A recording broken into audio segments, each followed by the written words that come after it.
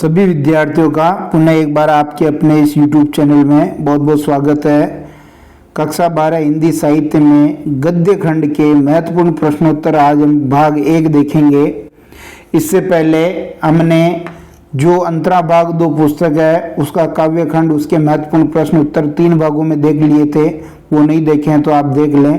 पहली बार यदि आप हमारे YouTube चैनल से जुड़े तो इसको सब्सक्राइब कर लें। इस वीडियो के अंत में 2 प्लेलिस्ट लगा रखी होगी, वो भी आपके काम की होगी, और इस वीडियो के ऊपर आई बटन में भी एक प्लेलिस्ट होगी, वो भी आपके काम की होगी। आप उसे क्लिक करके देख सकते हैं। इस भाग 1 में आज हम 3 पाठों के प्रश्न उत्तर देखेंगे। पाठ 1 रामचंद्र शुक्ल प्रेमगन की छाया स्मृति, जो संस्मरणात्मक निबंध है। क्या है ये? संस्मरणात्मक निबंध है, इसको हम देखेंगे। पाठ 2 पंडित चंद्रधर शर्मा गुलेरी सुमेरिनी के मन के, ये बालक बच गया घड़ी के पूर्व ढेले चुन लो। 3 लघु निबंध है, ये भी क्या है? 3 लघु निबंध है। और ब्रजमोहन व्यास कच्चा चिट्टा, ये आत्मकथा का अंश है। इन पाठों के प्रश्न उत्तर और महत्वपूर्ण व्याख्या हम देखेंगे। बाकी के पाठों का पार्ट 2 में जो है हल होगा। तो पहला प्रश्न हम देख रहे हैं, प्रेमगन की छाया स्मृति निबंध के आधार पर प्रेमगन के व्यक्तित्व की विशेषताएं लिखनी है। बद्री नारायण चौधरी प्रेमगन। तो ध्यान दीजिए, हिंदुस्तानी रईस थे, तबीयतदारी उनके हर बात से टपकती थी, त्योहार वो बड़े आनंद और उत्साह से मनाते थे, विलक्षण वक्रता युक्त वो व्यंग्यात्मक बात करते थे, बनाने की कला उनमें थी, वो बेवकूफ़ बनाने की कोशिश करते थे, नौकरों से काम करवाते थे चाहे काम बिगड़ जाए, भाषा के विद्वान थे, नागरी भाषा को महत्व देते थे, हास्य और व्यंग्य का समावेश उनकी बातों में था, भारतीय संस्कृति की झलक उनके व्यवहार में दिखाई देती है, और बातचीत करने का उनका ढंग अनूठा था। यानी वेशभूषा और उनके जो रहन सहन के तरीके से वो जो है पुराने परिपाटी के ही लगते थे। इसके बाद देखिए दूसरा प्रश्न है, लेखक ने पहली बार प्रेमगन को कहाँ और किस स्थिति में देखा? पिता की बदली मिर्जापुर होने पर अपने घर से प्रेमगन के घर की निकटता रहने के कारण शुक्ल जी को अपने मित्र मंडली के साथ उन्हें प्रथम दर्शन तब हुए जब वे छत पर लता प्रतान के बीच मूर्तिवत खड़े थे, कंधों पर बाल बिखरे थे और एक हाथ खंबे पर टिका था। थोड़ी सी देर के लिए वो झलक दिखी थी। तीसरा प्रश्न देखिए, प्रेमगन के वाक व्यवहार में विलक्षण वक्रता रहती थी, कैसे स्पष्ट करना? कुछ उदाहरण आपको देने पड़ेंगे। प्रेमगन जी की हर एक अदा से रियासत और तबीयतदारी टपकती थी, उनके व्यवहार में विलक्षण वक्रता थी। यदि किसी नौकर के हाथ से गिलास गिर जाता तो वे कहते थे कार्य बच्चा तो नहीं, यानी कुछ बच्चा तो नहीं है। और एक बार पंडित जी ने कहा कि आज एकादशी के कारण जल खाया है, तब चौधरी साहब ने कहा कि एकादशी पर जल ही खाया है या कुछ फलाहार भी पिया।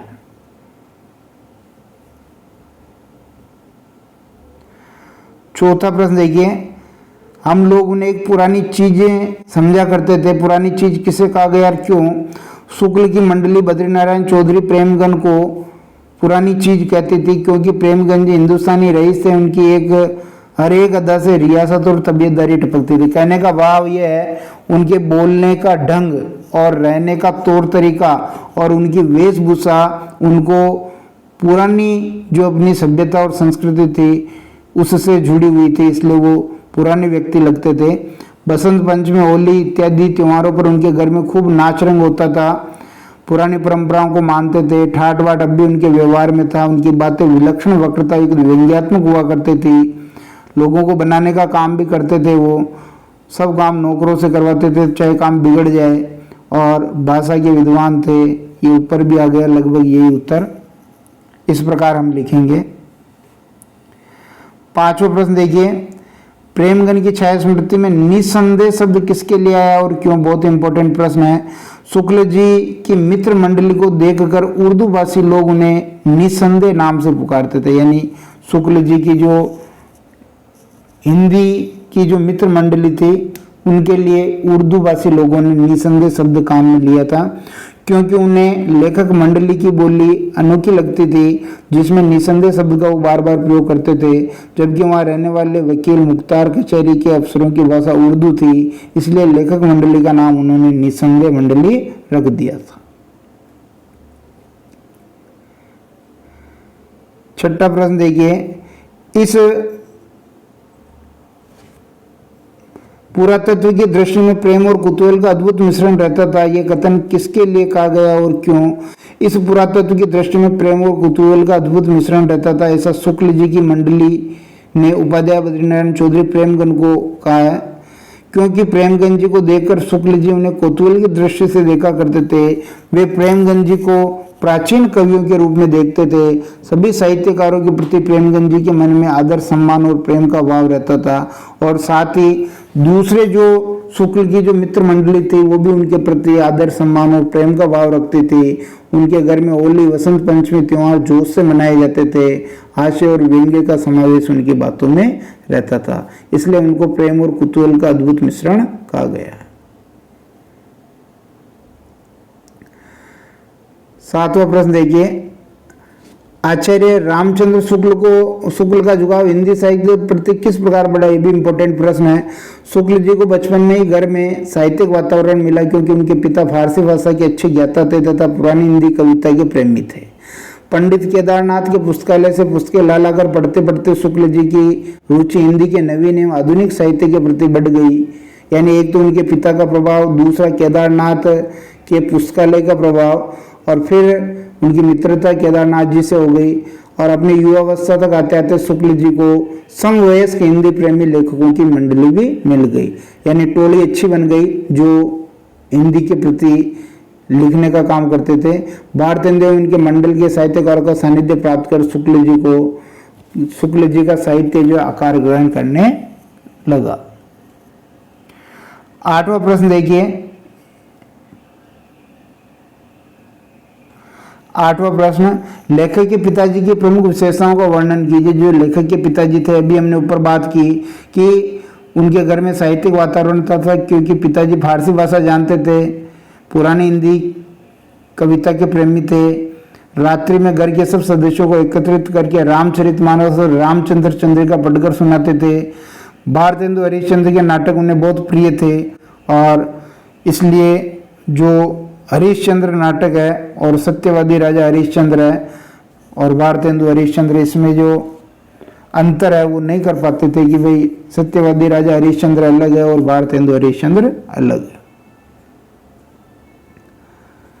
शुक्ल जी की समवयस्क मित्र मंडली में कौन कौन थे? उनकी मित्र मंडली में देखिए, काशी प्रसाद जायसवाल, भगवान दास आलना, पंडित लक्ष्मी नारायण चौबे, पंडित बद्रीनारायण गौड़, पंडित उमाशंकर द्विवेदी, ये सब थे। कुछ महत्वपूर्ण व्याख्याएं हैं देखिए। तो पहली व्याख्या यह है, हिंदी के नए पुराने लेखकों की चर्चा बराबर इस मंडली में होती रहती थी। जो शुक्ल जी की मंडली थी उसके बारे में यहाँ बात की गई है।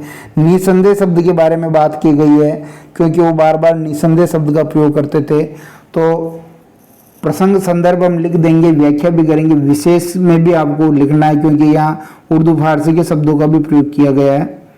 और जो आचार्य रामचंद्र शुक्ल का जो संस्मरणात्मक निबंध है प्रेमगन की छाया स्मृति, उसका ये अंश है।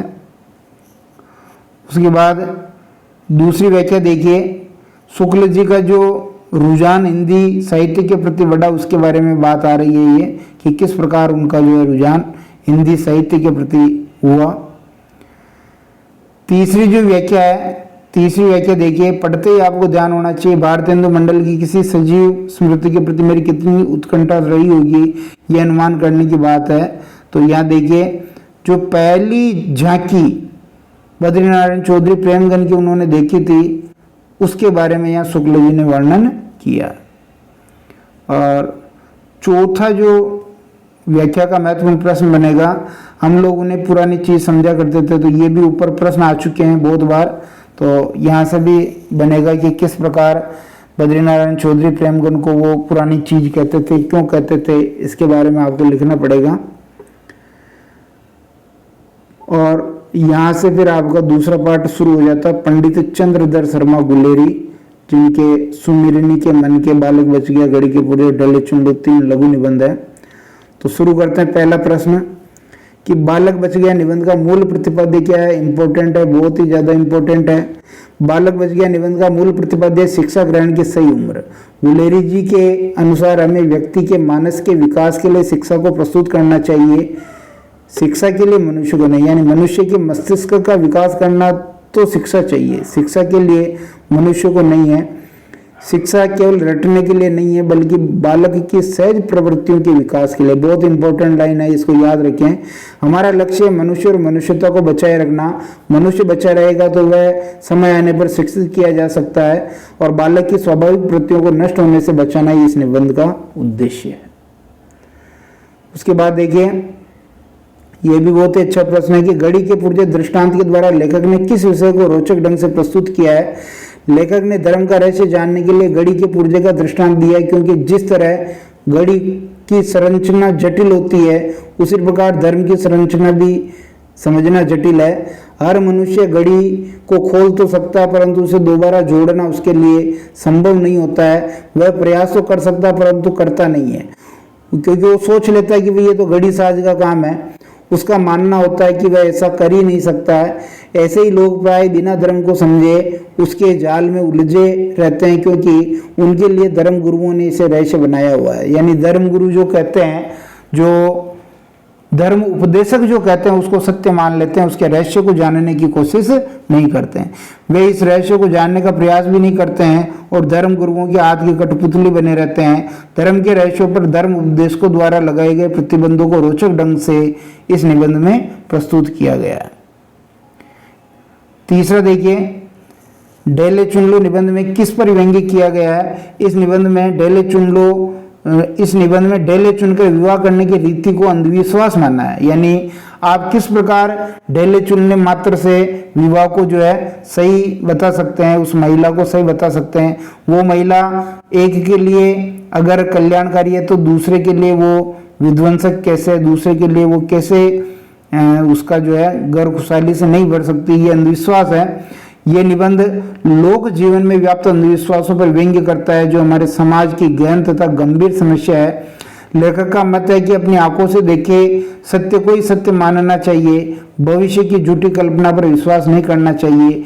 अपने जीवन साथी को चुनने के लिए सोने चांदी तथा लोहे की पेटियां अथवा विभिन्न मिट्टी के ढेलों पर विश्वास एक अंधविश्वास मात्र है, जिसका कोई वैज्ञानिक तथ्य नहीं है, जो समाज के लिए घातक सिद्ध होते हैं। अंधविश्वास हमेशा घातक ही होते हैं, समाज के विकास को रोकते हैं।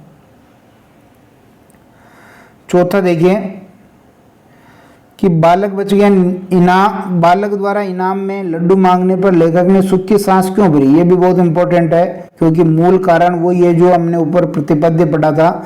बालक की उम्र महज 8 साल थी, परंतु उसका अपनी उम्र से अधिक गंभीर विषयों पर रटे रटाए उत्तर देना लेखक को दुखी कर गया, क्योंकि उसे पता चल गया कि इसका बालपन कहाँ गया, क्योंकि उसकी जो सहज स्वाभाविक प्रवृत्तियां थी उनको दबा दिया गया है, और वो रटे रटाए उत्तर दे रहा है। वह समझ गया कि पिता ने उसकी स्वाभाविक प्रवृत्तियों का गला घोटा है। बालक का बालपन तथा बाल मन दम तोड़ चुका है, परंतु जब इनाम में बच्चे ने लड्डू मांगा तो लेखक ने सुख की सांस भरी। एक बालक के लिए यही स्वाभाविक बात थी। उसे विश्वास हो गया कि पिता तथा अन्य लोग बालक की सहज प्रवृत्तियों को नष्ट करने में सफल नहीं हुए हैं। अब भी बालक के अंदर उसका बचपन जिंदा है, वह अब भी अपनी उम्र से आगे नहीं निकला है। यह स्थिति लेखक के लिए सुखदायी थी, क्योंकि अभी उसकी जो सहज प्रवृत्तियां हैं, जो बाल मन है, जो बचपन है, वो जिंदा है। अभी लड्डू मांग करके उसने ये सिद्ध कर दिया। पांचवा प्रश्न देखिए, डेले चुन लो पाठ में लेखक ने समाज में व्याप्त किस अंधविश्वास की ओर संकेत किया है? इस निबंध में डेले चुनकर विवाह करने की रीति को अंधविश्वास माना गया। ये ऊपर आ गया है, वो की वही बात है, ऊपर ये प्रश्न आ चुका था। छठा प्रश्न देखिए, लेखक ने धर्म का रहस्य जानने के लिए घड़ी के पुर्जे का दृष्टांत क्यों दिया? ये भी सेम प्रश्न ऊपर आ चुका है। प्रश्न थोड़ा सा घुमा फिरा के आ सकता है, लेकिन उत्तर उसका वही रहेगा, इसलिए इसको मैं वापस नहीं बता रहा हूं। सातवां प्रश्न देखिए, बालक से कौन कौन से प्रश्न पूछे जा रहे थे? बालक से जितने भी प्रश्न पूछे गए वे सभी प्रश्न उसकी उम्र और योग्यता से ऊपर के थे। जैसे धर्म के 10 लक्षण बताओ, 9 रसों के नाम उनके उदाहरण बताओ, पानी के 4 डिग्री के नीचे ठंड फैल जाने के बाद भी मछलियां कैसे जिंदा रहती है कारण बताओ, चंद्र ग्रहण होने का वैज्ञानिक कारण बताओ, अभाव को पदार्थ माना जा सकता नहीं माना जा सकता तर्क दो, इंग्लैंड के राजा 8वें हेनरी की पत्नियों के नाम बताओ, पेशवाओं का शासनकाल कब रहा उनका जो है वर्ष बताओ। ये सब प्रश्न पूछे जा रहे जो उसकी उम्र तथा उम्र की तुलना में बहुत ज्यादा अधिक गंभीर थे।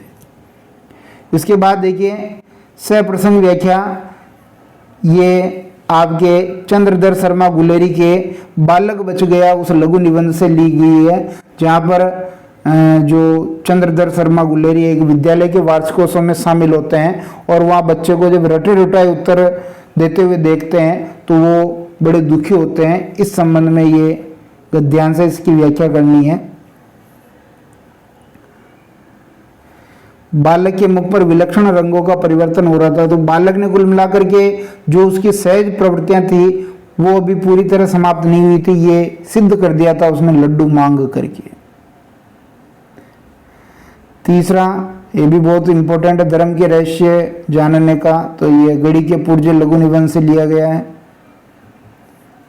चौथा देखिए, गिनती हम भी जानते थे, ये भी गढ़ी के पुर्जे वाले लघु निबंध का हिस्सा है कि आखिर में क्यों हम धर्माचार्य और धर्म उपदेशकों के द्वारा बताए गए मार्गों को आंखें बंद करके अपनाएं, क्यों नहीं हम धर्म के रहस्यों को जानने की कोशिश करें। फिर देखिए 5वां प्रश्न, ये जैसे राजपूतों की लड़कियां पिछले समय में रूप देकर करके स्वयंवर करती थी, तो ये डेले चुन लो उस लघु निबंध से लिया गया है और किस प्रकार डेले चुनने की जो अंधविश्वासी प्रथा है उसका यहाँ जिक्र किया गया है। ये भी उस डेले चुन लो लघु निबंध का हिस्सा है, जिसमें वो जो दूल्हा बनने वाला है वो लड़का किस प्रकार नहा धो करके अलग अलग जगह की मिट्टी के ढेले बना करके उस लड़की के सामने ले जाता है और उसको एक ढेला चुनने के लिए कहता है। ये अंधविश्वासी मान्यता है। तीसरा पार्ट हमारा शुरू हो चुका है। तीसरा पार्ट जो आत्मकथा का अंश है, कच्चा चिट्ठा, मेरा कच्चा चिट्ठा, ब्रजमोहन व्यास जी की आत्मकथा है। तो पसोवा स्थान का वर्णन किया। सबसे पहले तो आपको ये पता होना चाहिए कि इस संकलित अंश में इलाहाबाद में जो संग्रहालय स्थापित किया है उसकी मतलब कम से कम लागत में ज़्यादा से ज़्यादा चीज़ें किस प्रकार इकट्ठी की उसका वर्णन है। पसोवा के बारे में लिख रहे हैं, पसोवा एक जैन तीर्थ था। यहाँ पर हर साल एक जैन समुदाय का मेला लगता था। जैन श्रद्धालु हजारों की संख्या में आते थे। इसके अलावा एक पहाड़ी थी जिसमें बुद्ध देव द्वारा रोज व्यायाम किया जाता था। उस पहाड़ी में एक नाग भी रहा करता था। यह भी कहा जाता है कि सम्राट अशोक ने उसके समीप एक स्तूप बनवाया था जिसमें बुद्ध देव के नख और बाल रखे हुए हैं। ये सोचकर लेखक ने वहां जाने का निर्णय लिया कि उसे कोई पुरातात्विक सामग्री वहां मिल जाएगी, जैसे कोई मूर्ति है, सिक्के हैं, वहां मिल जाएंगे। दूसरा प्रश्न देखिए, यदि चांद्रायण व्रत करती हुई बिल्ली के सामने कोई चूहा स्वयं आ जाए तो बेचारी को अपना कर्तव्य पालन करना ही पड़ता है। कथन का उल्लेख के संदर्भ में हुआ। पहले तो कथन समझ लें। चांद्रायण यानी चांद्रायण का संबंध चंद्रमा से है और ये व्रत तभी किया जाता है जब पाप धोने हो। व्यक्ति को जब पाप धोने होते हैं तो ये व्रत करता है। तो यहाँ बिल्ली भी अपने पाप धोना चाहती है तो चांद्रायण का व्रत करती है, लेकिन जैसे ही चूहा देखती है वो व्रत सब भूल जाती है और उस चूहे पे झपट पड़ती है और चूहे को खा जाती है। ठीक इसी प्रकार ये पंक्ति लेखक के संदर्भ में आई है कि लेखक भी उसके सामने कोई भी पुरातात्विक सामग्री अगर नजर आती है तो उसको उठा करके अपने संग्रहालय में ले आता है। ये वाक्य लेखक ने उस संदर्भ में कहा है जब उसे पेड़ के नीचे पत्थरों के ढेर में शिव जी की 20 सेर वजन वाली प्राचीन मूर्ति दिखी थी। उसे देखकर वह प्रसन्न हो उठा। उसकी स्थिति उस बिल्ली के समान थी जो चांद्रायण व्रत करती है। चांद्रायण व्रत वह व्यक्ति करता है जिसने बहुत पाप किए हैं। बिल्ली इस व्रत को करती है ताकि वह पाप मुक्त हो जाए, लेकिन जैसे ही उसके सामने चूहा आता है वह भूल जाती है कि उसने पाप नाशक व्रत रखा है। आदत से मजबूर वह व्रत भूलकर चूहे को मारकर खा जाती है। पसोवा गांव से लेखक को अधिक पुरातत्व महत्व की वस्तुएं नहीं मिली थी। लेखक इस पंक्ति में अपनी व्यवस्था बताता है कि वह मूर्ति उठाकर ले जाना नहीं चाहता है, परंतु मूर्ति के पुरातत्व महत्व को जान करके मूर्ति उठा ले जाने के लिए विवश हो उठता है। वह चुपचाप मूर्ति को इक्के पर रख करके ले जाता है। तो जो चतुर्मुख शिव जी की जो मूर्ति थी उसको ले जाने के संबंध में यह पंक्ति प्रयुक्त हुई है। तीसरा प्रश्न देखिए, अपना सोना खोटा तो पर खवैया का कौन दोष। तो इसमें भी आपको सबसे पहले पंक्ति का अर्थ समझना है कि अपना सोना खोटा यानी खुद में दोष है तो जो जांच करने वाले को क्या दोष देना। अब इसको आप यूं समझिए, मान लो आप सोने की जांच करवा रहे हैं और आपका सोना जो है शुद्ध नहीं है, तो अब उसमें जांच करने वाले की क्या दोष है। वो तो जो खोटा सोना है तो उसको खोटा ही कहेगा ना। इसी प्रकार यहाँ देखिए, इसका तात्पर्य है कि यदि दोष हमारी वस्तु में है तो हमें वस्तु की शुद्धता की जांच करने वाले को दोष नहीं देना चाहिए। लेखक पुरातत्व महत्व की वस्तु को देखते ही अपने साथ ले जाता था। उसकी इस आदत से सभी परिचित थे। अतः कहीं भी मूर्ति गायब हो जाती थी तो लोग लेखक का ही नाम लेते थे। अतः लेखक कहता है कि इसमें दोष नाम लेने वाले का नहीं, स्वयं उसका है, क्योंकि वो खुद उन पुरातात्विक वस्तुओं को उठा करके ले आता है। चौथा प्रश्न देखिए कि बोधिसत्व की मूर्ति का महत्व क्यों था। तो बोधिसत्व की मूर्ति सबसे पुरानी मूर्ति थी। जो भी ये कनिष्क काल की मूर्ति थी उसमें ये सबसे पुरानी मूर्ति थी। कुषाण सम्राट कनिष्क ने इसको स्थापित किया था अपने राज्यकाल के दूसरे साल में। ये कहीं से भी खंडित नहीं थी। इसकी खबर विदेशी पत्र पत्रिकाओं में भी छप गई थी और 2 रुपए में प्राप्त करके इसको एक फ्रांसीसी 10,000 में भी खरीदने के लिए तैयार था। तो ये बहुत महत्व की थी। पांचवा प्रश्न देखिए कि दूसरे की मुद्रा की झंझनाहट गरीब आदमी के हृदय में उत्तेजना उत्पन्न करती है, कैसे। और इसी को दूसरे प्रश्न के रूप में पूछ सकता वो, लेखक बुढ़िया से बोधिसत्व की 8 फुट लंबी सुंदर मूर्ति प्राप्त करने में कैसे सफल हुआ। दोनों का उत्तर लगभग एक ही है। उत्तर लिखेंगे, एक बार कौशाम्बी के गांव में घूमते हुए लेखक को खेत की मेड़ में बोधिसत्व की 8 फुट लंबी मूर्ति दिखाई पड़ी। मूर्ति की विशेषता थी कि वह सुंदर थी, मथुरा के लाल पत्थर से बनी थी, खंडित नहीं थी। उसे देखते ही लेखक ने तय किया कि वह इसे अपने साथ ले जाएगा। वह उसे उठाने ही वाला था कि खेत की मालकिन वहां आ पहुंची। वह एक बूढ़ी औरत थी और बहुत लालची थी। वह समझ गई कि लेखक उस मूर्ति को पाना चाहता है। उसने लेखक के इस कार्य से अप्रसन्नता व्यक्त की।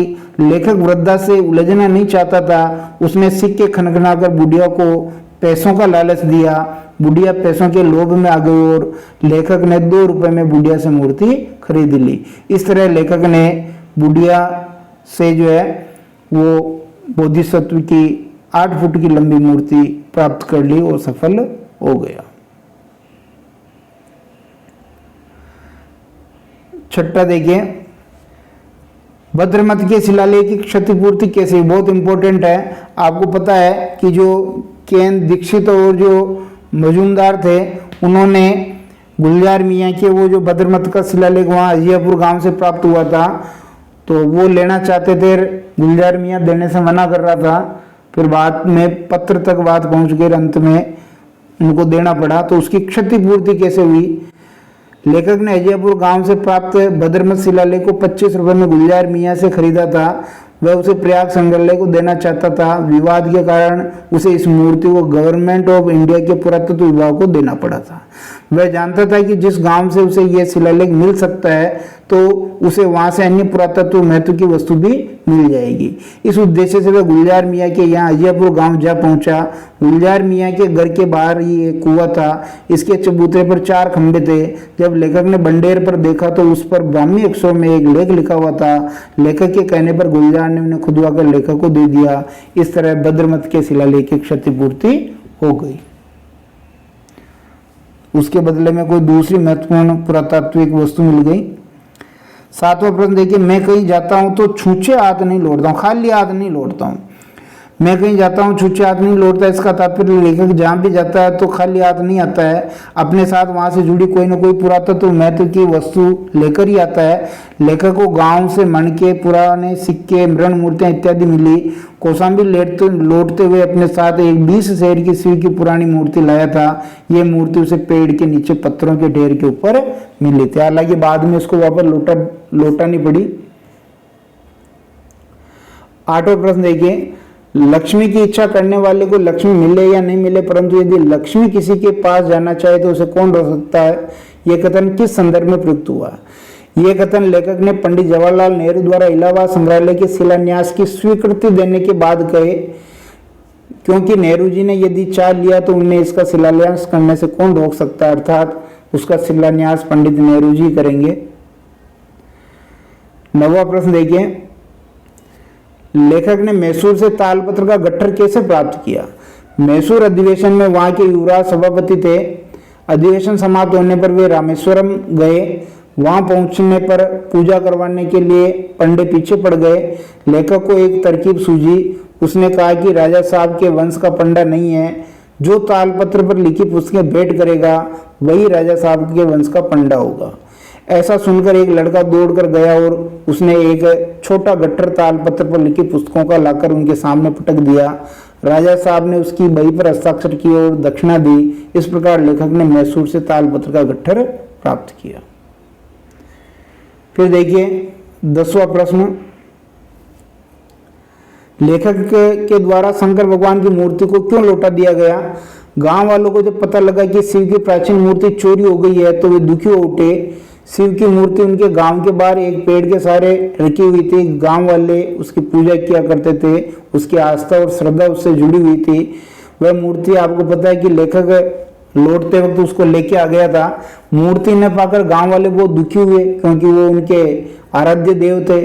उन्होंने तय किया कि जब तक शिव की मूर्ति वापस नहीं आएगी वे न तो कुछ खाएंगे न कुछ पिएंगे। इस तरह सभी ने उपवास करना प्रारंभ कर दिया और गांव वालों को लेखक पर शक था। उनको पता चल गया था कि वो शिव जी की मूर्ति वही ले गए हैं। अतः वे सब मिलकर उनके पास जा पहुंचे और उनसे शिव की मूर्ति वापस मांगी। लेखक ने बिना किसी परेशानी के सम्मान सहित वह मूर्ति गांव वालों के साथ भेज दी। उसने गांव वालों को पानी तथा मिठाई खिलाकर उनका व्रत तोड़वाया। इसके पीछे भी उनका स्वार्थ था, क्योंकि आज अगर वो कुछ ज्यादा हमतम करते तो कल को वो वहां उनको भटकने ही नहीं देते, तो और पुरातात्विक वस्तुएं वो कैसे इकट्ठी करता। अपने भविष्य को ध्यान में रखते हुए उसने ये काम किया था। फिर ये महत्वपूर्ण व्याख्याएं देखेंगे तो कच्चा चिट्ठा, मेरा कच्चा चिट्ठा, आत्मकथा का अंश, ब्रजमोहन व्यास, जिसमें इलाहाबाद संग्रहालय के बारे में किस प्रकार कम से कम लागत पर अधिक से अधिक मूल्यवान वस्तुओं का संग्रह किया गया उसके बारे में वर्णन है। ये छूछे हाथ नहीं लौटता हूँ, तो जो लेखक है वो खाली हाथ नहीं लौटता है, कहीं जाता है तो कुछ न कुछ वहाँ से लेकर के आता है। तो यहाँ इस गद्यांश के इस लाइनों में 20 शेर जो शिव की मूर्ति वो है वो लेकर के आया था, उसके बारे में वर्णन है, चतुर्मुख शिव की मूर्ति। दूसरा देखिए, दूसरे की मुद्रा की झंझनाहट गरीब आदमी की। ये तो जो वो बोधिसत्व की मूर्ति थी जो खेत में बुढ़िया से वो 2 रुपए में खरीदता है, उसके बारे में है कि लोभ में आ गई थी वो और दे दी थी।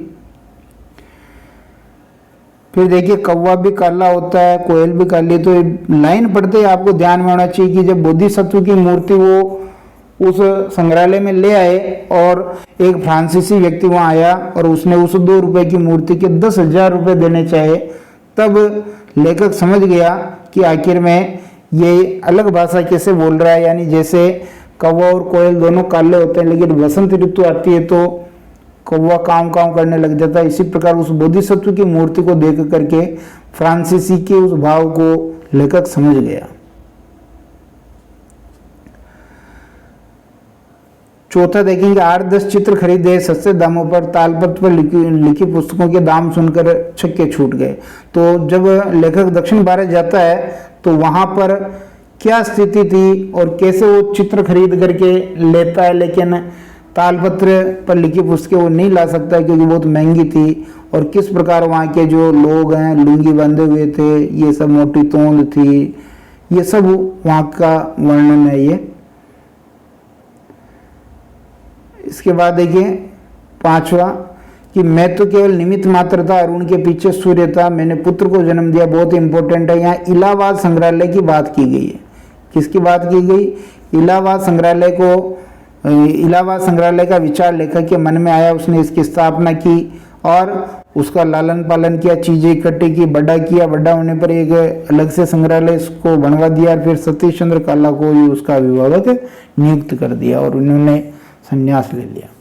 तो निश्चित रूप से ये वीडियो पसंद आया होगा। वीडियो पसंद आता तो लाइक शेयर जरूर करें। इसका पार्ट 2 हम कल शीघ्र लेके आएंगे। बहुत बहुत धन्यवाद।